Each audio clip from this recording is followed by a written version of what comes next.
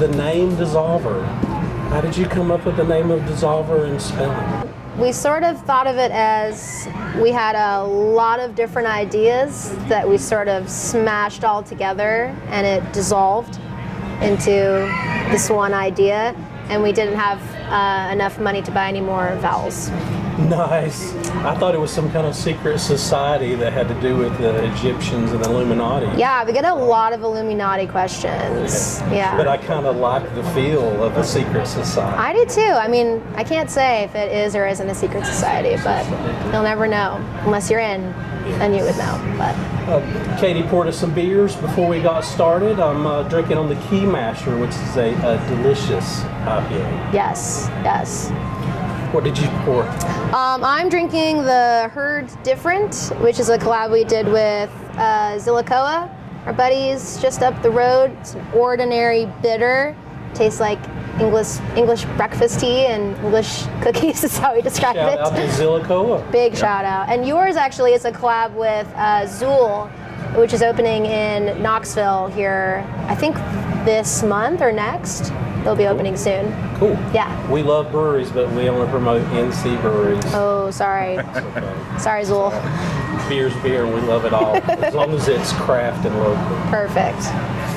Deal. So, if someone was coming here to Asheville, Beer City, you've got all kinds of locations here, where would you say Dssolvr is in Asheville? We call it so South Slope is where the majority of all the breweries are that you can walk to and everything. And if you just go just a touch north of us, that is what we call the North Slope, or just regular center of downtown.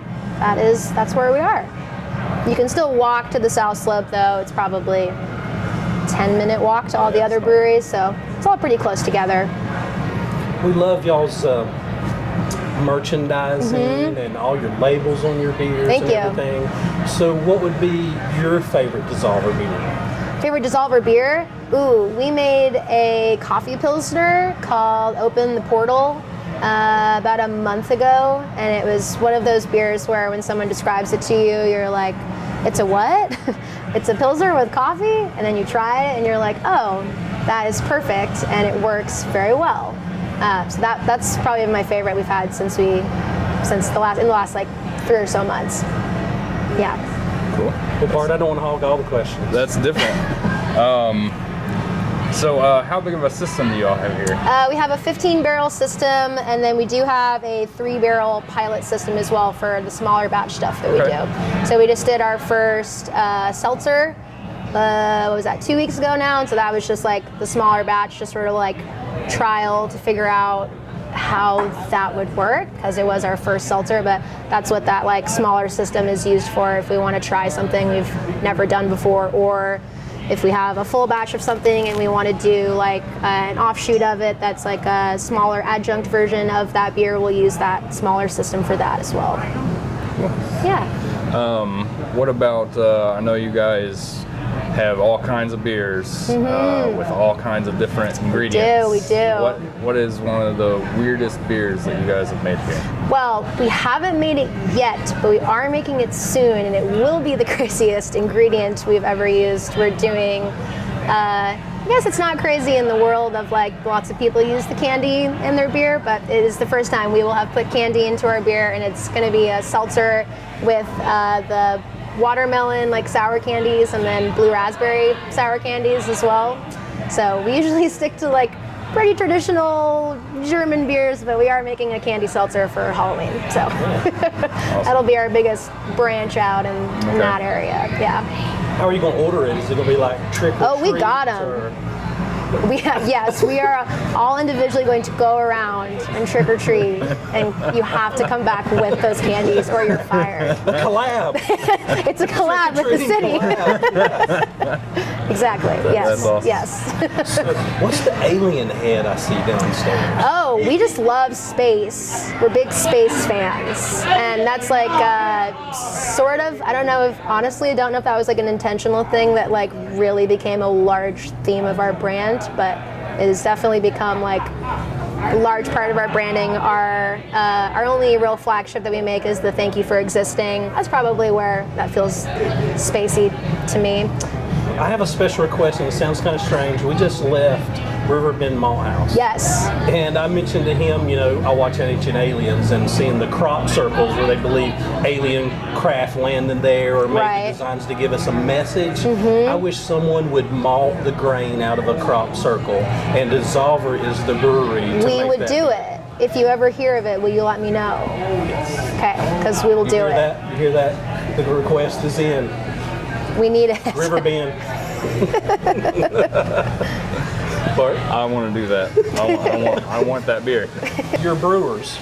Oh yeah. What made their names and what brought them to Asheville? Yeah, so Vince is our head brewer and one of our owners. He started out at Night Shift in Boston.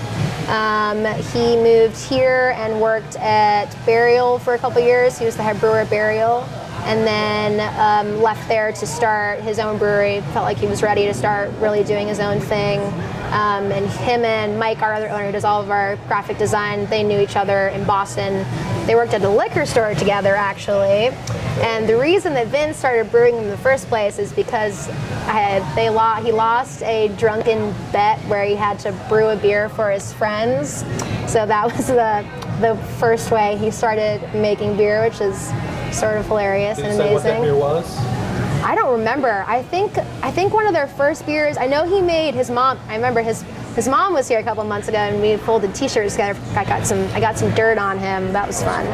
But she told me that he used to make her a pumpkin beer that he would never ever make again now. But he did make it for his mother one time. It is pumpkin beer season. You heard it, but they will never make it. Didn't mean to sound aggressive, but I think we brought it up, and Vince was like, haha, no. We're like, okay.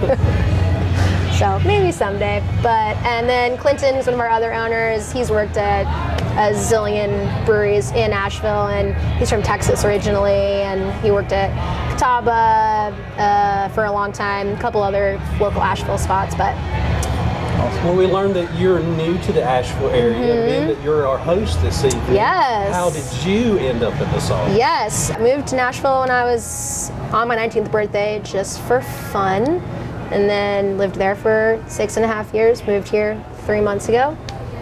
Here I am. What all do you do here at the brewery? Yeah, I do lots of fun things. I do the merchandise ordering, I do the social media, helping out with that, making sure everybody that sends us a message gets a nice, timely response. That's me, you're welcome. Yeah, and then I also bartend a couple days a week, sort of help the collide how the business works as well with like working on the front lines of the tap room, sort of combine both of those moments of experience into like an overall better idea for how everything should work. It's been really nice getting to do both sides of it. That's good. I'm sure it helps out try and balance everything that's going on to have a hand in all of it, basically. Yeah, I feel like I really know everything that's going on. Like I'm like, oh, I know we're out of that beer in the tap room, but I also know the glassware is coming in the 21st, and like just all of those different like points of reference is really nice for like a better overall picture that I really enjoy. Cool. Yeah, it's good stuff. Well, thank you for having us, and thank you for the beers. Of course. And we're going to head back down and sample some more before we head out of Beer City, Asheville. Yeah.